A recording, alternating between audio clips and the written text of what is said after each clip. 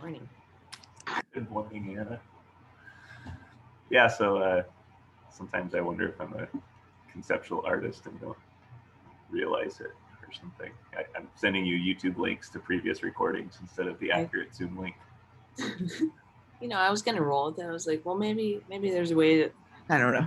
Maybe I'm just a Luddite, and we can do this on YouTube now. I don't know. If you're a Luddite, that makes me a Neanderthal, I think. I think we manage pretty well. We survive. You know what catches me is the whole comparison thing. When I do things on my own, Mm-hmm. And I mean totally on my own, where it's like my own agenda and then my own systems, my own implementation. Like I'm not accountable to anybody else. That things work fine, and I don't know if that's because I'm like so steeped in delusions of my own ability or something, or but what happens is, like, if I'm in a system where the person wants it in a certain format, Mm-hmm. or whatever it is, then I start comparing myself to all these other people that seemingly do that more efficiently. Yes. Yeah. Yeah, I feel you there. I'm. I don't know if I told you, but I'm helping to coordinate the Scholastic Art Awards for all the state. Super cool. No, you didn't tell me that. Yeah. So right now I'm just an assistant, but I'll take the torches being passed soon. So because of COVID, and sorry, that cat hair in my mouth. Usually what PNCA does is like do a Portland Metro exhibition for all the students in the area. Okay. And we're not allowing any of that to happen this year. And so it was kind of like, oh, well, this is sad. How can we like make something nice for all of the awardees across the state? And include the whole state this time. So we're making I'm making like 85-page publication in InDesign with like every image of the gold awards. There's like, I was like looking at things online where it's like I could take a spreadsheet with all the like students' names and title and their medium, and like it would just link and like auto populate into the document. No, I can't figure that out. So I'm just like, I'm going to do it my way. And that's going to be, I'm going to print the spreadsheet out and I'm going to literally type every stupid thing because I don't trust computers. So I feel you there. It's like, I've got my own system, but if anyone asked how I did that, they'd be like, are you insane? Yeah, well, there's some people, I'm going to take this to a math direction, Hannah, because I remember like my math lessons growing up, and we would spend like 2 days doing something the long way, right? Mm-hmm. And then at the end of that, we would have like deductively arrived at this really simple shortcut. It's like, this is the formula that you can plug these numbers in and then get the solution. And then even a step further is like, here's what you can plug into your calculator and get the solution. Yes. But inside it's like, oh, well, I understand how it works. I don't understand how the calculator works, but I know that the calculator is performing this function that I just learned how to do on paper. And then it's like, okay, I have a little bit more maybe self-deluded agency. Like if the power goes out and the world ends, I can still do math or something. Like we could still make a publication with glue sticks and pencils if we needed to. Power goes out and the world's ending, and you're just like, well, let's do like long division. I don't know. I don't know. I think I would start. Maybe that's a fun question. I might start painting, just record the story somehow. Yeah. That's funny, actually. Yeah, if I just in fact, I mean, I haven't acted on it at all, Hannah, but that's a direction that I think would be fun to explore. And I'm sure other artists have already done it, but I got to a point where I was kind of like unconsciously critiquing the system itself when I was in school. It was like, how does this thing work? Like, how does a critique work? What kind of art like gets a not like just a reaction, but like what kind of art do people respond to? Or like does this confront any paradigms, or does this do that? And the more I spent in the more time I spent intensely like trying to focus on the context of being in grad school, it became evident to me that like one of the strongest forces to respond to was like the force of the academic discourse and the value systems and the implicit assumptions in that system. So I had a question once in a critique that was your work about learning or about knowledge? And I was kind of like, it's a binary question, and I always wanted to say both to these sorts of questions. It's like, well, it's not one or the other, but you just the way you just brought it up, it connected dots for me. Where it's like I could get into treating a canvas and mixing up some like just high quality, artist grade oil paint, and then putting out, I don't know, like doing my taxes on the canvas or something, and and doing some division and some multiplication, and that might be, I don't know, very very timely for our moment, I guess. I don't know. Do you have any ideas where you're like, that would be fun if I had unlimited time? Yeah, I was. I think the biggest one right now is kind of related about time. I was like, I'm like, first off, wow, Hannah has an idea for an art project that isn't about the American West. That's weird. Am I allowed to do that? I thought I pigeonholed myself. I thought I have to stay there. Um, and there's like, I was thinking about I've been thinking about my grandparents a lot with this past year, and I think that makes sense. A lot of people have, and they're good. They're fine. They're just isolated and older, and this is harder on them in different ways. And I was thinking about my grandpa always had a Far Side tear off calendar. You know. I have experience with those. My mom used to put one of those in my lunch every day as a kid. So in like fourth grade, I'm reading The Far Side at lunch. Those are great. I love them.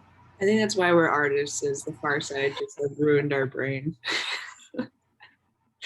So I was thinking about those and like the beauty of like that as a printed object in people's homes, and like how much fun, and like as a kid, like, oh, I just want to tear the next one off, but I can't because it's not tomorrow yet.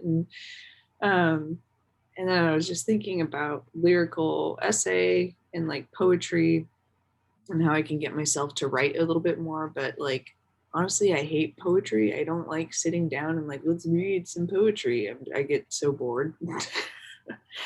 um and yeah, I'm critical. I don't really know how to critique those things either. I know something is nice when I see it, and I know it's pretentious when I see it too, and it annoys me. Okay. So anyways, long story short, I was like, well, time is odd right now in COVID. It doesn't really exist. You lose track of what day it is. Like, what about like a tear off calendar that is just a lyrical essay, and maybe like one page is one word, or maybe the next one is like an actual paragraph or something. And you could choose to cut or pull off like five at a time, or you could do the whole calendar in one sitting if you wanted to like experience the whole piece, or you could like sit with one word for like as long as you want. And so let yourself kind of like choose the time, but I want to like addition it, so it would be like a massive stack of paper, like times 10, 20, and then like glue them together. All handmade, Yeah, traditional printmaking processes. yeah, exactly, because Wow. I wouldn't do it any other way. So it'd be like planning each page and hand setting the type and printing a certain number of those and then ordering everything. Yeah. So yeah, that's one of those ideas. What a treasure. And then Someday. you could. So would you? Are you thinking you'd tear them off, and then Hmm. and then what would it be about? Would it be about COVID? Would it be like what kind of text are you thinking? Are you thinking more formally at this moment? I think more formally. I didn't even think about like keeping them when you tear them off. Like, duh. I'm thinking that there's so much time invested in thoughtfulness and like the construction. One, it would be tempting to just like leave it as is and just like kind of look and Flip put it through it. back. Um, but true to the form, the history of tear off calendars like the Far Side, that tear it off, but then that would be an interesting exhibit where it's like you see 365 tear sheets just Yeah. isolated on the wall or something. I've seen postcard shows like that before where postcards over years and years and years of correspondence, or I should remember who the artist was, but it's nice to see everything together at once and it becomes something bigger sometimes, right? For sure. For sure. Yeah, I didn't even think about that. See, this is why we talk about things. Yeah, this is really fun. I would like to do that, except the printmaking process to me, I was thinking about the story you told last time with you and Summer when I was at that workshop. And I think it was totally selfish. I think I was like, I don't have access to this. I mean, I can walk into any printmaking shop and within 20 minutes, I guarantee I can offend whoever's in charge based on what I'm doing. Like, don't touch that. That's for this or that's for that. Because there's so much tradition, and so I recognize that space is um, more structured, more etiquette. Whereas the painting studio for me is like, this is my own territory. Um, I am kind of like, I'm starting to notice that when other people come in, if they're if they're assuming that they can handle the work, or if they're not like respecting the space in a certain way, I get kind of like, I don't know, like whatever those, like if a mother bird is kind of like Mhm. flapping her wings around the nest or something. Just like, ah, Yeah, it's you kind of like, don't, you can't. I can touch it that way, but you can't touch it that way. I'm noticing some of those particularities. So it's your babies, you know? um, yeah, like my dad will come through every now and then because we intersect in the space. He has a section on the far end, and it's like he'll come in and he'll pick something up, and the only like in his paradigm, he thinks that the only art that I'm really working with has to do with like the paper and the canvas, like the paint on canvas stuff. But I'm also playing around with all kinds of objects. So like orange peels. I got like a whole section of dried out orange peels that have absorbed some paint.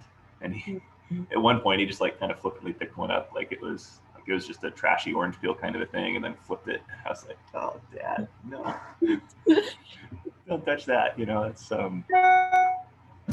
but that's life, and it helps me, I think, avoid some of that pretension of, I don't know if pretension is a word, but pretentiousness Mhm. uh, of. And I was just talking with my friend Dwayne about this the other night. That like starting out, I felt like I had to develop some sense of respect for the work that I was doing, like self-respect. So sometimes that got reflected in like prices, and I got some like kind of cocked eyebrows of like, seriously, you think anybody's going to buy that at that price in Southern Oregon? And it was really, I think, just me trying to construct my own artist identity of like valuing the work that I do and taking it seriously. Because if like we're not going to take our own work seriously, I think it's hard to expect. It's even not fair to expect other people to take our work seriously. But then at a certain point, it's like, okay, like I think I respect what I do enough. Now it's time to like not be so serious all the time, and like maybe even poke fun at the whole institution that I'm trying to construct or something. Like the thing I'm participating in. Let's also be silly. Let's not.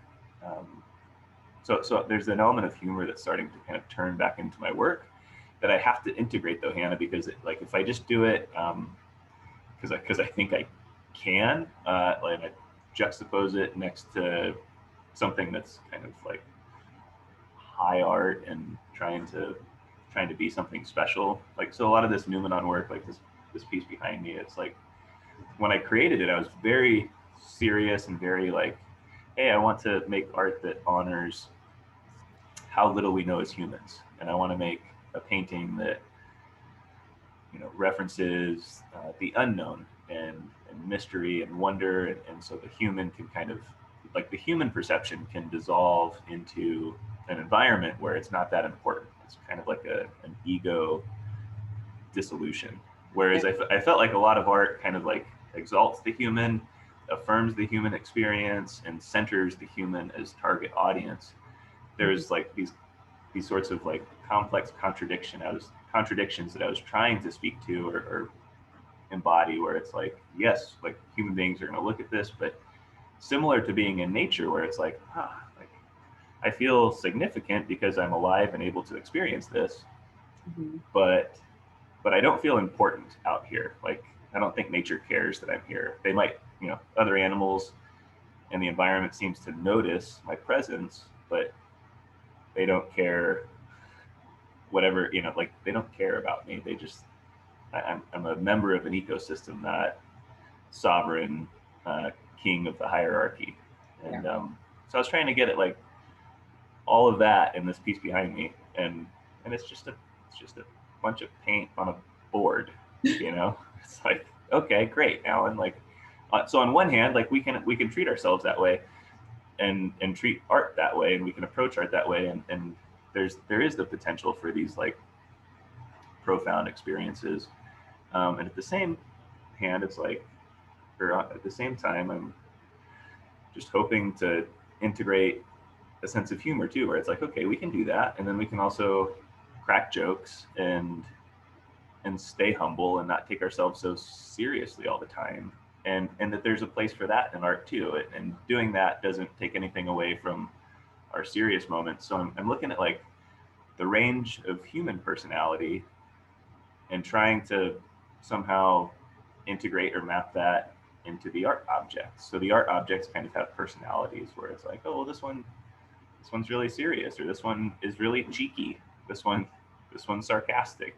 This one, they're kind of like little characters. What So I, role, what role does titling play for like communicating that to you, or not, or how do you use titling for that? yeah, titling feels kind of like it's a good question, Hannah. So sometimes I lean towards really literal titles, Mhm. um, or and so for me the title is sort of like a label designation to affirm um, or to bridge uh, the viewer's perception with the object. Mhm. So um, this piece behind me is Numenon 7, I think. Um, and so, like, that title is like, I'm titling these pieces Numenon. Not a lot of people know about Numenon. It's a pretty archaic philosophy. In a contemporary sense, it goes back to Kant. Um, Mhm. so it's unpopular, but if you look up that concept, it's a pretty cool concept. It's like the idea that underneath our phenomenological experience and reality, there's this noumenal reality that we don't have access to. We only have access to it through our sensory perceptions, but it's there. We just have a human limit where we can't access, you know, the full reality. Mhm. So it's been argued and critiqued and all that kind of stuff. But in an artistic sense, it's like that's a really romantic concept. I'm really attracted to that. It feels very sublime. It gives me a sort of architecture to access this. If you title a painting like "The Wonder of the Mystery," it's kind of like, yeah, okay. Yeah. Um, so, and if you title it like God, it implicates all kinds of theological stuff. So um, with titling, yeah, like sometimes I just go total literal, like I don't know, like there's well, yeah. So I try to hint at it. Other times, it's maybe like making a link or something of giving people access or framing. It's kind of it's a word framing of like how I want to present this material to you. So sometimes it is untitled, but a lot of times it has something to do with its aboutness and then how I want the viewer to access that. So titles are definitely useful, and I think it can help indicate like how I want the work to be perceived. If it's serious or if there's an element of humor. I don't know if I told you last time, but I framed a sticky note, and I want to price it at some like obnoxiously jacked up value, so that part of the presentation of the piece is actually like the tag itself, and there's this sort of like paragon. It's like my limited understanding of Jacques Derrida and like where does the work of art end, and like how's it framed, and you can kind of know the work of art by little subtle indicators of what the work of art is not. But I'm interested in kind of blending those things where it's like we typically go into a gallery and there's an artwork and then there's a label with a title and information. Immediately you look there. Yeah, and it kind of speaks for the artwork, right? And so I've done it a couple times now where like I actually just take that label information and collage it onto the work itself. So it's like there's the painting and then there's the label. And then there's an opportunity to like make a label of the artwork that already is speaking for itself. And so it's kind of a redundant conundrum. It's like kind of making fun of its own ridiculousness. So I'm interested in playing with that because what we're dealing with is like the semiotics of the art world. Like, oh, like I know that here's the artwork. It's going to be in a frame. The frame is not the artwork. The artwork itself is the piece of paper right inside the frame or the object inside the frame. So like I haven't done it yet, but I want to get some of these like professionally framed works back and then like paint on the frame. So now the frame maybe could get framed again and just keep like kind of interrogating the what's the word? It's interrogating like the whole like institution of like how things are contained, right? Like we can put things in boxes and then we know it, and that's the object that I can buy. That's the label. That doesn't mean anything. I've thought about like framing the label and then making a painting of the label and kind of just messing with all that stuff. And then I get to this point where it's kind of like, okay, Alan, what's the point of that? Are you just being a jerk and like making nonsense up about the art world, which is actually functioning okay? But that's where, it's like the art world does have a bad reputation to the public. It's not like you can go to anybody on the street and like most people don't have positive experiences with fine art. Yeah. So what do you think of any of that? And maybe talk to me a little bit about how you use titles and Yeah, I mean, God, the art world is so institutions and talking about the art world is so fraught.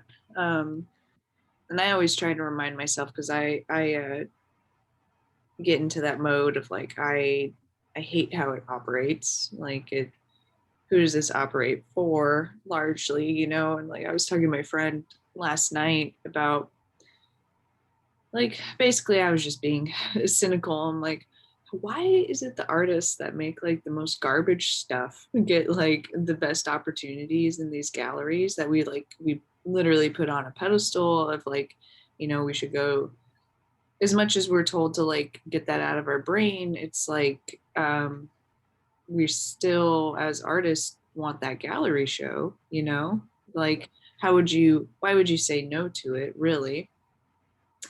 Personally, I wouldn't if I was given that opportunity. yeah.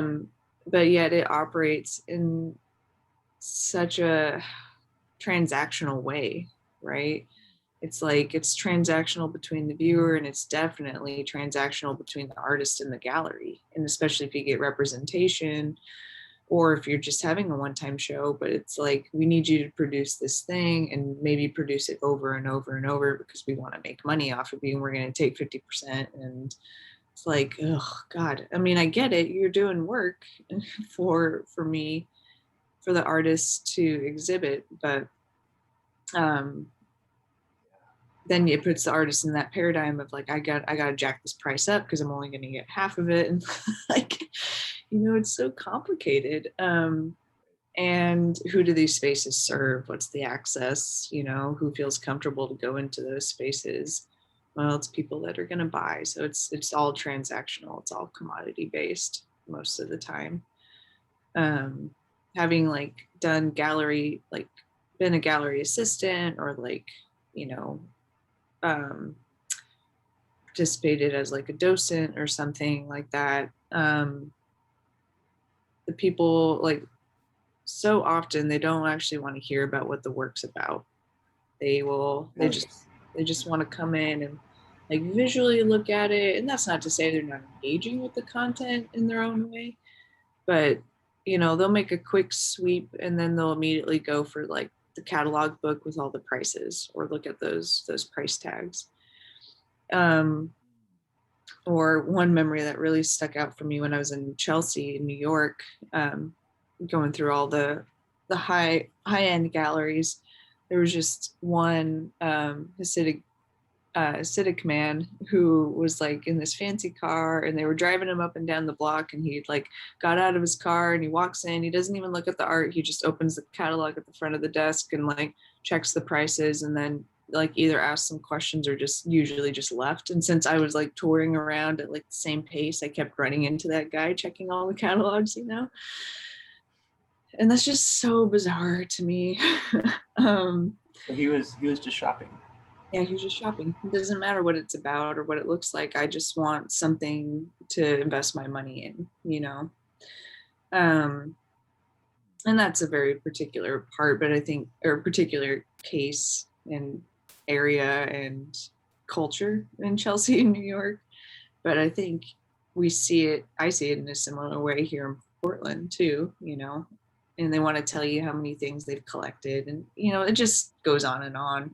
So Hannah, do you think there's an opportunity to turn that kind of that scarcity phenomenon and the elitism or the status of, because what I think you and I are both resistant to is the idea that, like, average people who have day jobs and no extra, maybe they have an extra $200 a month, maybe, right?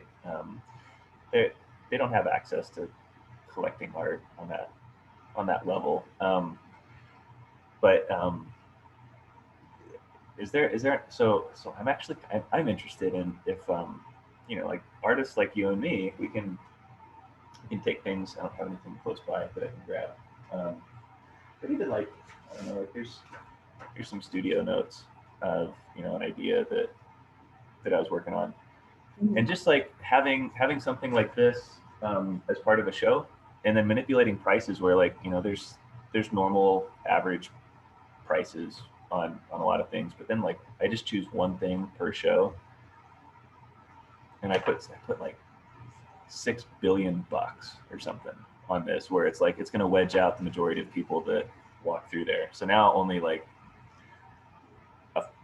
two people in that state can afford to buy that, and so all the millionaires that are used to like and I don't know if that would land well or not, but as artists, like we can make political statements, we can make statements of commentary, but um, that sort of like you can tell that people who are used to getting what they want, or having the authority to like walk in and kind of like buy the whole place, or buy art. And I want to be careful not to just be like in a sweeping way critical. It's not that I think that there's any like inherent evil at work in those individuals. If anything, I'm just kind of envious of what that might be like, right? To have more money than I know what to do with and just casually be able to buy most things that I want. But I am interested in like maybe giving those people an opportunity to feel what it's like to not have access. Like, what do you mean I can't buy that piece of paper? That piece of paper is worth $6 billion.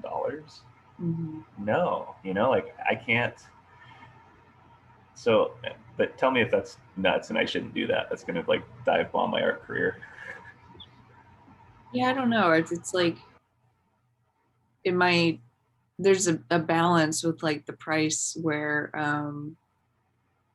it'll be obviously satirical or obviously like critical, you know, if that makes sense. Like I think you can like to experiment with that, hit a number that isn't just silly and astronomical, you know, but it actually kind of plays with that a little bit.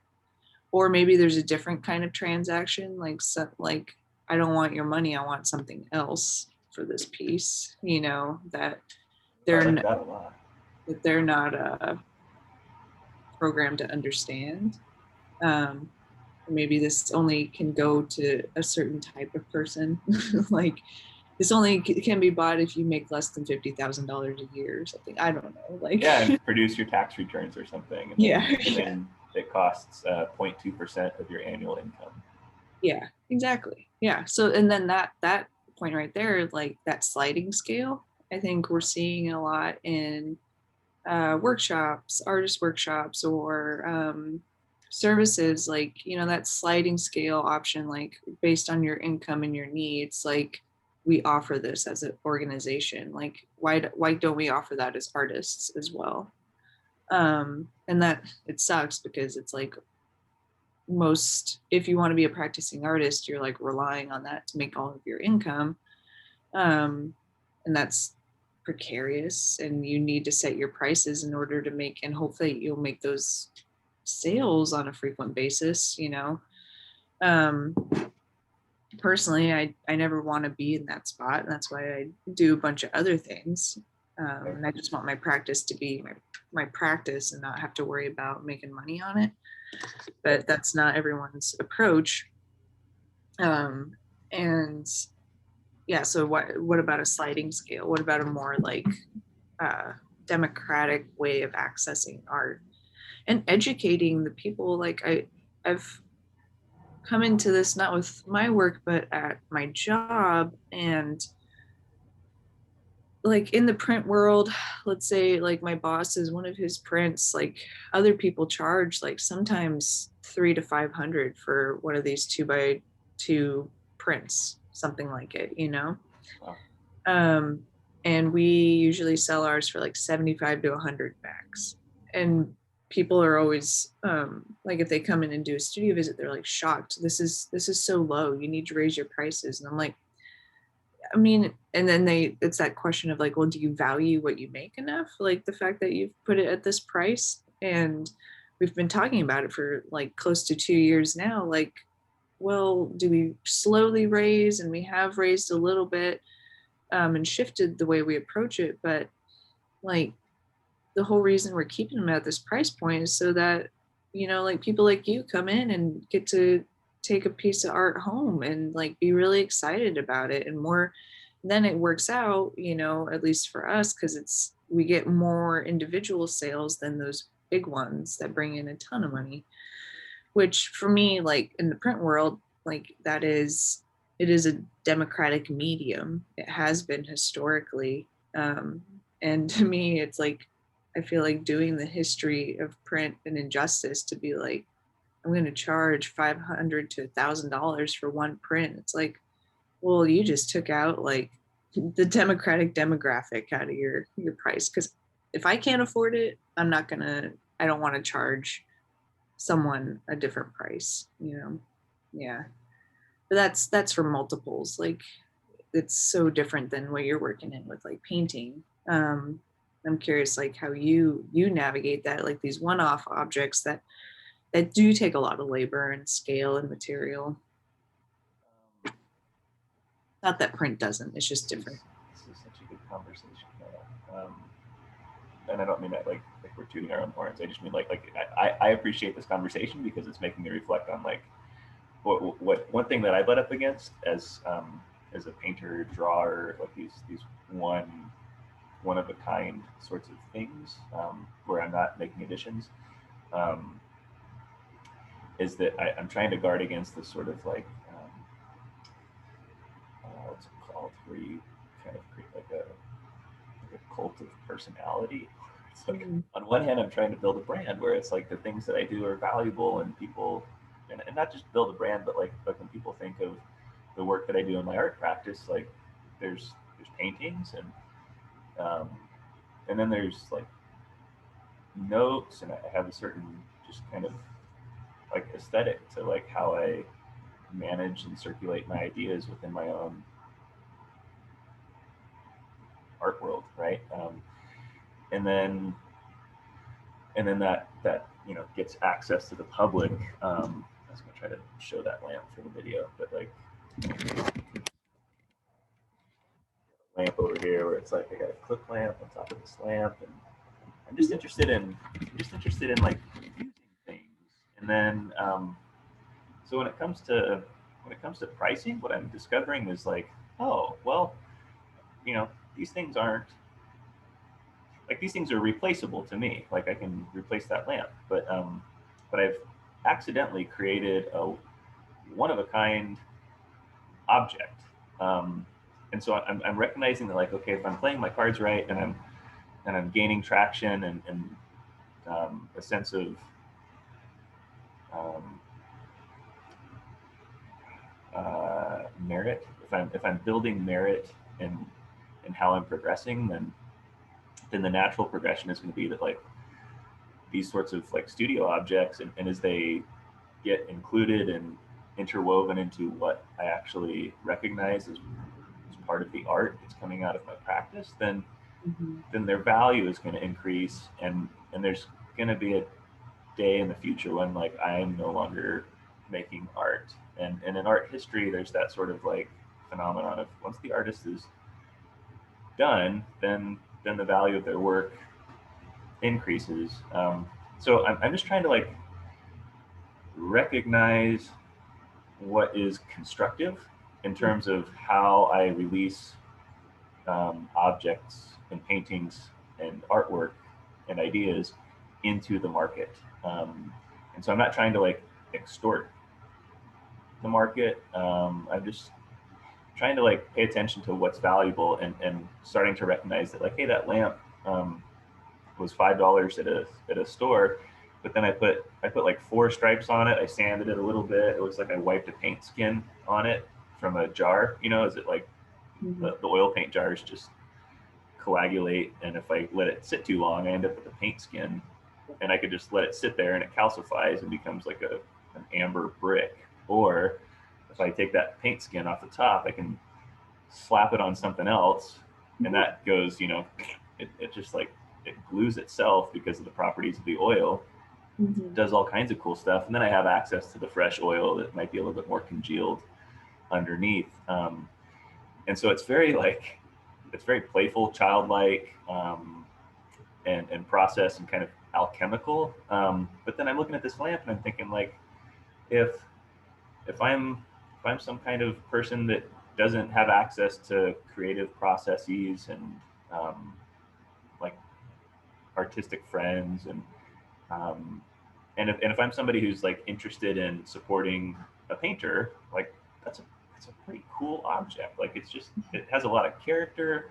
Like I it works, but it's not plugged into itself right now. Like there's a clip lamp that's actually just clipped on top of it. So the lamp is just being used as a stand. There's all kinds of like just little subversive, quirky signals in it, and I like it. So there's part of me that like I'm working with this friend of mine that I'm hoping we can build something where I keep doing exactly what I'm doing, and growing and critiquing my own work and gaining ideas and making new work.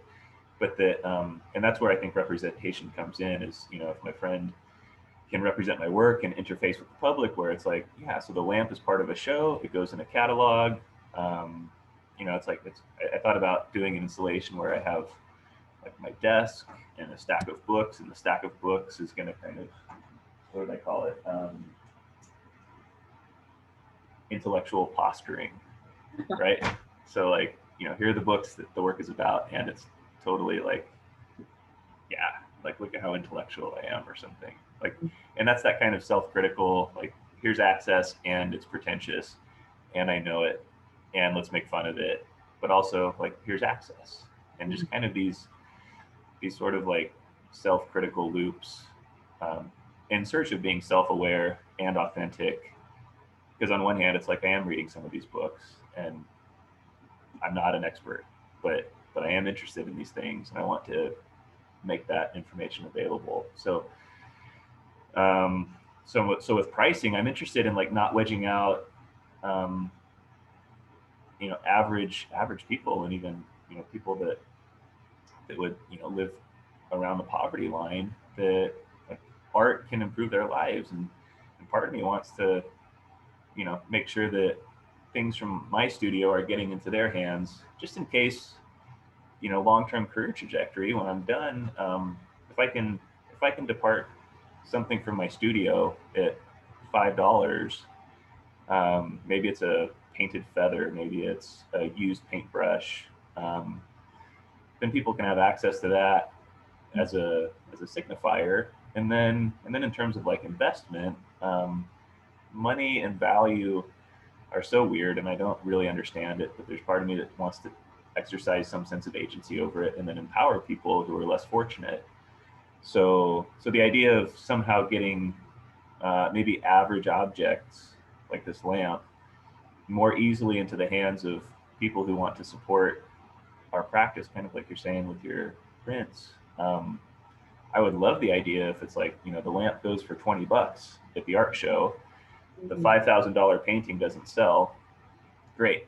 And then, you know, I'm dead and gone in the future. The painting ends up in some public collection or a museum. The lamp is still with average Joe, and Mhm. then the lamp is worth $20,000, or yeah, who cares, But like all of a sudden, the lamp's really valuable, and more average people have it because like you said, more democratically it was distributed. Yeah. The idea of um I always wonder, it's that typical graduate school question, like, well, at least the one that I ran into often, not only myself, but every other student. It's like, and who is your work for? Who is your audience? I'm like, well, like, as much as I try to avoid that, I think as an artist, I make work for other artists, and I'm always trying to, okay, what does making a little book do, or what is posting up these signs out in the highway of Eastern Oregon, what does that do? But in the end, like, it's kind of, you know self-congratulatory to an artist context, really. Like, those are the people that are going to engage probably the most with it. And so, like, how do we get out of that pattern? As how do you get average Joes to enjoy art? And is that even the question? Like, is it are we focusing too much on like extending laurels, or like, um as artists being the catalyst to change how things are? And is it kind of like, when a parent gives their teenage kid like some guidance, or like, I really think this would be better if you did it this way, or I need you to do it this way, and they're like, well, screw you, I'm going to do the exact opposite. Like, I don't trust you, you don't know me. um like, There's that rebellion from influence. yeah. And not, honestly, like, if I try to put myself like in people's shoes that I grew up with in rural Oregon, where it's like, oh, no way would I trust an artist. Like, it'd be like, screw you. You seem disillusioned with the world. Like, you're in your little bubble, and we totally are. Like, why is there value in me buying your painting and not just going to TJ Maxx and getting some Live Laugh Love, stuff. Like, There's that opportunity too. Yeah. yeah, I don't know. I don't have any answers for it, No, honestly. that's a great question, Hannah. And that's so I would advocate that is one thing that art can do, is it can just ask good questions, and it can um, cause or it can stimulate good conversations. So um, and and not to like answer your questions, because I don't have all the answers either by any means. I'm just excited about the topic that you identified there, because I think part of the underlying agenda that is emerging in these sorts of conversations, and this is still very early stages. If this becomes anything, it's like, yeah, just, Hannah and I are talking, and art. What do artists do when they talk to each other? Like increasing the transparency, because then this conversation can be available, and people aren't targeted. I think people that aren't in the industry, it's like I can't hold a conversation with a physician in the medical field, because I don't have the medical knowledge and the awareness of what's going on. But so I feel excluded from those discourses, and then I feel kind of like rightfully so. Like, well, I'm not really interested in the discourses in medicine. I just hope that it's doing good things and it's benefiting the public, and then I could kind of be critical, right? If like something comes through the news and it's like, oh well, X, Y, and Z didn't turn out, and the medical field really failed or something, I could like have a negative perception of it, especially if it's confusing. And in the art world, confuses the public oftentimes, because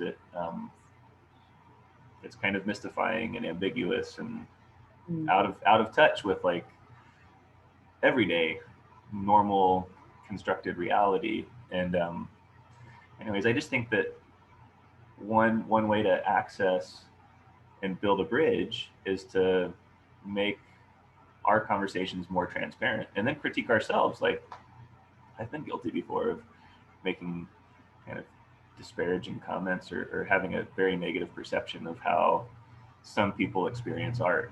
And then it's like, okay, well, I can feel that, but I don't need to express that. And even if I'm just with my buddies, I don't need to express that. Like, it's actually kind of a toxic expression. And what I could do instead is I could just, with empathy and compassion, recognize that, well, these people are reacting this way because the environment isn't giving them access, and so it's a natural defense to, instead of feeling ignorant or stupid or less than, like, I'm going to exalt the self, criticize the other, and then at least we agree to disagree, and I'm not victimized by this environment that's not, that's excluding me, right? It's a response to exclusion.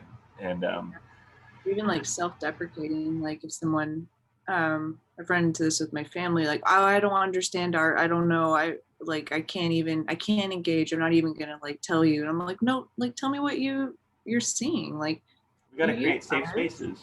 Yeah, like everything is valid. Like, and it's just that tension, especially with adults. Like kids, they're awesome, they'll tell you exactly what they see. But yeah, so it's like that defensiveness, like overcompensating, or just complete like worry that you're gonna do the wrong thing. And I think I even experienced that, like going to shows, I'm like, totally, this work is about me too. Like, me too. And then what I discovered too, Hannah, and then I'll let you go, we should wrap up, is that if you so when I feel more empowered, I feel like I can ask good questions, and I do notice sometimes in these sorts of environments that are really like, they're stiff environments where like everything is existing on top of other premises, and it's like, you got to believe you have to believe certain things to access this work. And if I find that if I ask the right questions, sometimes, not always, sometimes the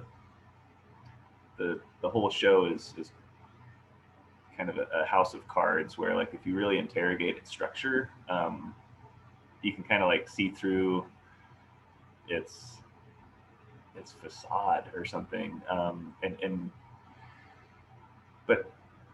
now I'm sitting on an MFA, right? So it's like I feel like I have the authority to ask those questions, and average people can, like non-art people, just people that are doing other professional things, and just non-art people, I think, are valid in asking some of these questions. And if we can't answer them as artists to qualify what we're up to, then their disillusionment in the art world and their trust issues with the art world are valid, I would argue, right?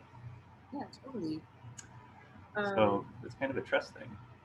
it is a trust thing, and how can you invite people in? I just want to share this one story that really stuck with me. I have a friend out in Tulsa. Yeah, Tulsa, and there's an art center there, and he's one of the directors for it. So it's got like a gallery space amongst other. It's a very community-based space, and he comes from like an incredible lineage of farmers, Midwestern farmers, and so much so that his like family was like highlighted in a big like PBS documentary or something. He told me to watch that, and I totally spaced it, but um, he coordinated this show of bringing in a whole tractor and like disassembling it to every single part and washer, and I think it was like painted gold and just laid out on the floor, and then invited like his grandpa and then that community, these old farmers, and they came in to this space that they wouldn't normally come into, like, all right, we'll come check out your art thing, and like it's this big tractor, and it's like, oh, I remember when that part broke down, and telling all these stories, and like everyone all of a sudden had community and felt good in that space. And then they could talk about like this machine is like, yes, it's a machine and it has history, but like we can also look at it as being a piece of art in our like life. And they both of those things meld. And I think obviously it's got like a Western agricultural thing, so I'm biased towards those kinds of topics, but those things that are familiar as an access point, as an invitation, even if they are presented in a weird way and in a space they wouldn't normally go in, I think can change how we interact with all these things we're talking about and like reach different audiences, yeah, I want to keep talking, but we should just save all of these thoughts for yeah. That was a good note to end on, Hannah. I think we bridged some gaps, and yeah, that's good stuff. Thanks for. I feel like I talked a lot today, so thanks for being a good listener. And I feel like I talked a lot the last time, so I wanted to make sure that you talked a lot this time, because I'll fucking ramble like no other. Let's talk about tractors, yeah. That's good. We should talk about tractors. But like, okay, I think we should talk about like you being in Medford, and like, and those kinds of things, and the audience there, and yeah, I got a lot of other questions that like big art world, local art world, yes, intermediate. Yeah. I need to scoot up to Portland at some point and reconnect. And we should take a road trip sometime, you and me, and maybe others. But like maybe we could get like a foursome together and go check out some art galleries and some museums once things settle. That'd be awesome. There's a few cool spaces in Corvallis and Chehalem that I've been wanting to check out. So like an I-5 kind of thing could be fun. Okay, friend. Hannah, thanks for your time. Thank you. We'll do it again. Bye.